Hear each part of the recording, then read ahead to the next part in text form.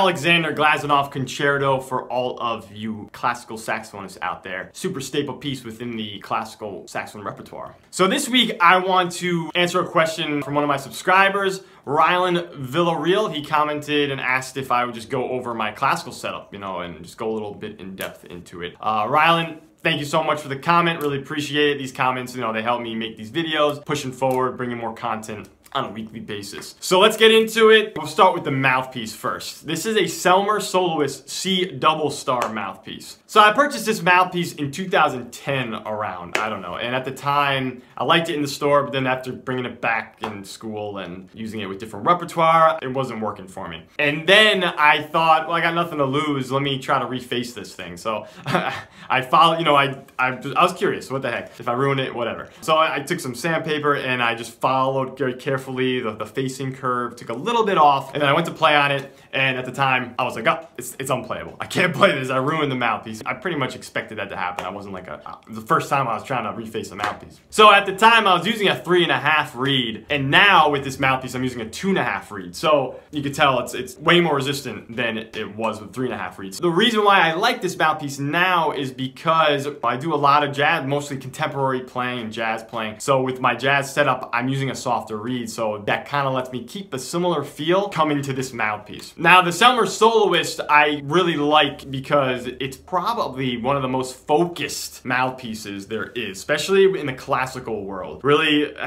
encouraging more of a focused airstream. For me, I talk a lot about focus and just that control, and it helps me play more proficiently just throughout the entire range. So that's my Selmer Soloist mouthpiece. Now that I'm playing classical more, I'm probably gonna be looking for a new setup because I refaced it.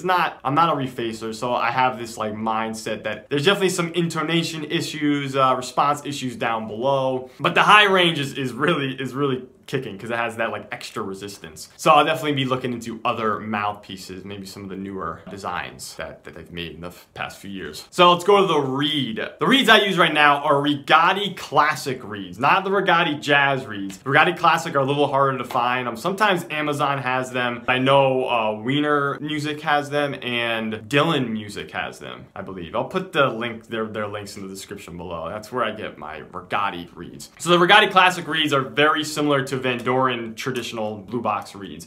Although I find that again, they just have a little bit more focus. The Van Doren blue box reeds have a much more like broader sound in the mids, really gives a like dark, lush, kind of thicker sound. Whereas the Rigottis, the mids are still compact and still dark, but they're more controlled. And again, it aids in that focus that I really like. Probably the most focused reed I've ever played on. The Rigotti reeds in general, the cane seems to be just really focused, really like, for me, even a top to bottom. They feel different than the Van Doren traditionals, and at first, if you try these reeds, they might feel like they're playing sharp, very sharp in the high range, and I'm still kind of experimenting with trying to mess with the intonation. But I use the Rigotti reeds on my jazz setup, so it's just easier for me to stick with that brand. I always try to keep similar feelings from my jazz setup and my classical setup. That's my opinion. A lot of other saxophonists, they need something totally different so they can really like keep things separated. But I used to actually play on the same mouthpiece for classical and jazz, and that was pretty comfortable for me to do. Another reed that I really like actually is the V21 reeds. Those,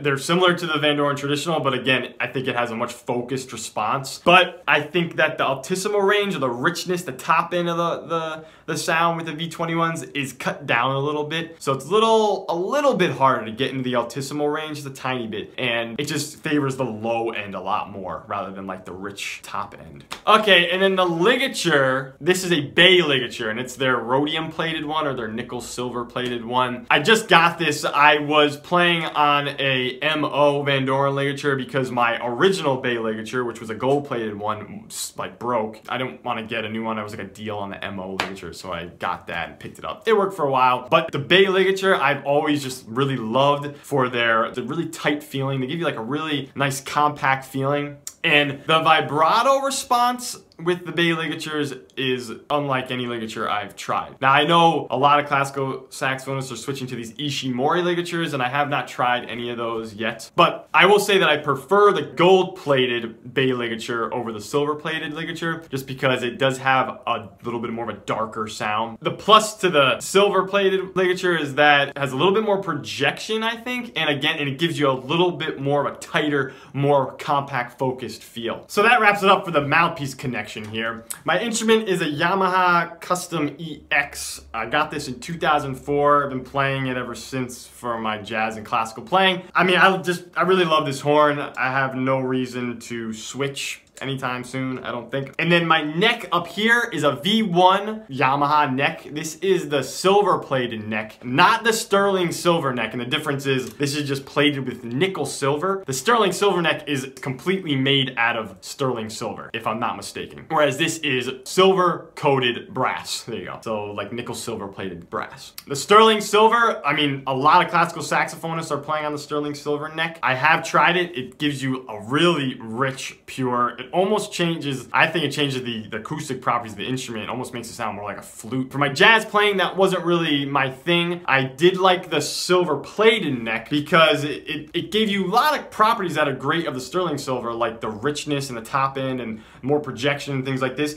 But there's a bit more of a grainy quality, a little bit more color, a little bit more of that brightness, a little bit more of that buzz, I think, what I'm hearing, and that's what I kind of want in my jazz setup. That about wraps it up for my classical setup here. If you have any other questions or you want me to elaborate on any part of this instrument, definitely post a comment below or you can email me. I'll put my email in the description below. Be sure to like the video if you liked it. If you didn't like it, you can push the unlike button. That's totally fine. Let me know. And definitely subscribe if you liked what you're seeing. There's gonna be a lot more stuff like this. And I really appreciate you guys watching this video. Thank you.